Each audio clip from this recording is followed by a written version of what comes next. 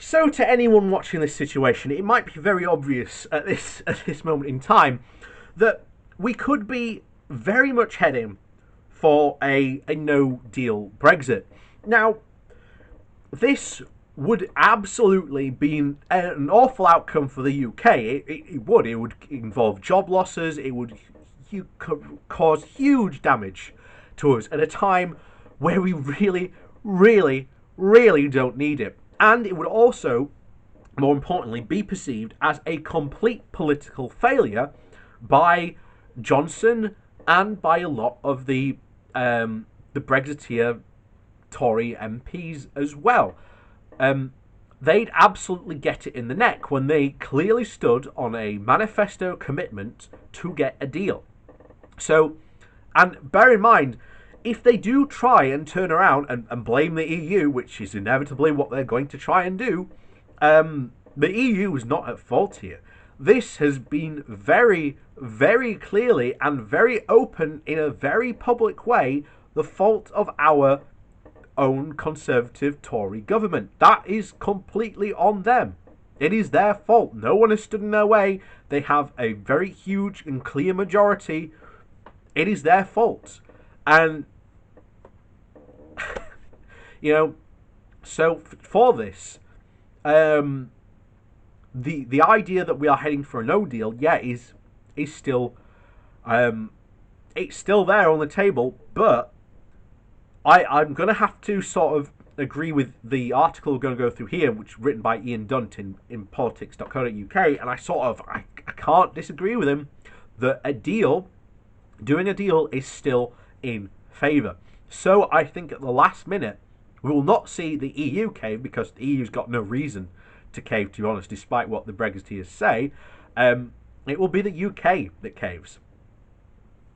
And Johnson's going to have to do a deal. It is the only way we're going to be able to get through this in one term, because if not, there is talk that we might not have another Conservative government that might not actually survive its full term in office. We'll have to see. But on to the article.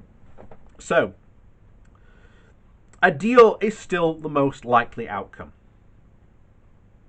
Lots of noise in the Brexit process this week. The EU and Britain team are now operating with abject suspicion of each other. Boris Johnson invented the threat of a food blockade to justify an assault on the treaty he'd only just signed. Tory MPs in the Commons rose one after another to insist that the EU was not negotiating in good faith. It all looks terrible. But a deal is still, even in this context, the most likely outcome. That is not only to say it'll happen. Number 10 is really quite deranged in its European policy, and it is liable to make some very foolish decisions indeed. But the basic incentives have not changed. A deal is still in everyone's interests.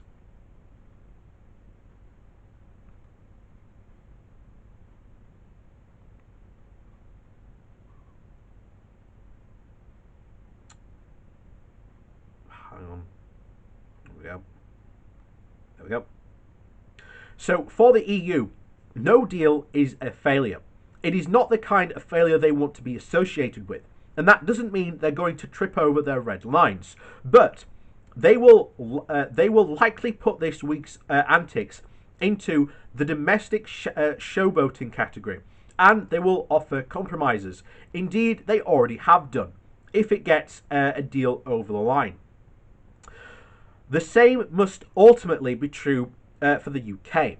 The public will not realistically look at the context of the deal any more than it paid much attention to the context of the withdrawal agreement. In the media narrative, events will be simply defined as deal good and no deal bad. For a government reeling from accusations of incompetence from all sides, a no deal would be a complete disaster. If there were real firm issues of Brexit principles at stake, maybe it would be different. But in truth, the divisions here are not unbridgeable. On fisheries and the level playing field provisions, on labour and the environment, the eventual landing zone is perfectly visible.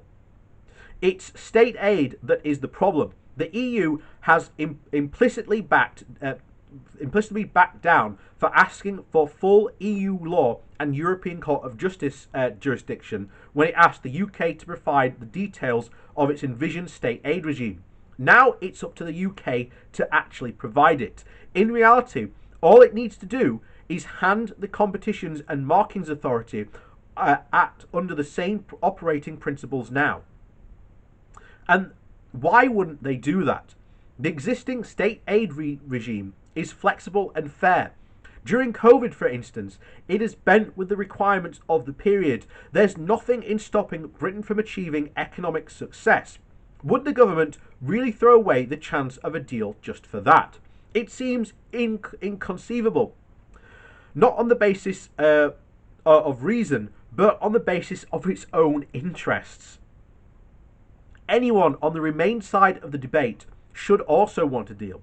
There is a temptation to go the other way. We can all see the storyline played out already. A deal will be used to attack Remainers, even though it's a pitiful thing. Severing a frictionless relationship with our biggest trading partner in exchange for a series of possible future deals which anyway would never make up for it. It will be projected as a triumph. It will be treated as proof that the Brexiteers knew what they were doing, making a cheap, highly unambiguous deal that will be interpreted as a negotiating brilliance. And at worst, Number 10 will likely try to portray Johnson's juvenile threats this week as a moment the EU blinked. None of this will be appetising, but no deal would be worse. The government would take damage for competence, sure, and the Brexit project will have shown to fail, but that will come with severe consequences to people's lives. And who will Johnson and Cummings blame? Not themselves, they'll blame the EU. Perhaps that won't work, but what if it does? Public apathy towards Europe could grow, and amid the chaos and significant material decline, Britain and Europe have no working relationship to operate from, so they would likely bunker down into a blame game, tempered by anonymous and disunification. A deal, on the other hand, even a small deal like this one, offers a springboard for more cooperation on things like financial services and data. It provides a framework which can be built on. It makes it easier, when you really get down to it, for the UK to rejoin the EU sometime in the future. No deal might show why Brexit was so foolish, but it would make reversing it even harder. This might all be wrong. Number 10 behaves in the same unconscionably way of stupid ways. It is so beset with unchallenged tribalist sci-fi zeal that it could well sabotage its own political interests for an imaginary long-term economic strategy, which it will never achieve. You should never underestimate the capacity for erroneous error, and talks often create their own momentum, develop their own narrative of betrayal and counter-betrayal, which can push people towards outcomes they did not intend to pursue. But, taken on the level of initiative, most people on both sides across the spectrum want a deal, and when interests align like that, they usually come to fruition. We should hope they do. The alternative would be very ugly indeed, and no amount of vindication will make up for it. And I completely agree. Us getting a deal, even if it's a bad deal, is the building blocks on which we can build towards future cooperation with the EU and eventually rejoining the EU itself. So that is essentially it will be, because even as was said there, a no deal would be seen as an absolute failure, not only for just Johnson and his government, but also for Brexit itself.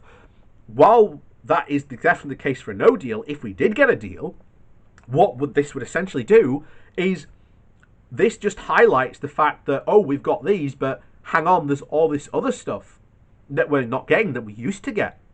Why don't we just get that as well, and get that as well, and get that as well? And slowly but surely, we'll just be pulled back into the EU. It's just inevitable. We've said this before. It doesn't matter. All paths lead us back to joining the EU. It's just a matter of how long will it take. And to be honest, it's not going to take all that long. So we do want a deal. Even a bad deal would be a start for us to rejoin the EU. And once again, it's just a matter of time. So with that said, please do like and share this video. It does help out the channel. And if you are new, we do talk about Brexit quite a bit and British politics, because they are just, well, inseparable, to be honest, at the moment, and they will be certainly for some time to come. Like I said, always said, this is just the beginning of the beginning for Brexit. So with that, also there are links down below as well, should you like to support the channel in another way. And so with that said, again, as always, we'll see you all next time.